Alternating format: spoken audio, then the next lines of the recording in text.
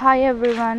మా పెరట్లోని జామ చెట్టుకి చాలా జామకాయలు అయితే కాసాయండి. అన్ని ఉడతలు కొడుతూ పండు మాగి కింద పడి వేస్ట్ అయిపోతున్నాయని మా మమ్మీ అన్ని పైకి ఎక్కి కోసింది. చాలా బాగున్నాయి, చాలా టేస్ట్ ఉన్నాయి. నాటుకాయలు ఇవి. లాస్ట్ ఇయర్ అయితే అంత కాయలేదు, బట్ ఈ ఇయర్ మాత్రం ఫుల్ కాసాయి.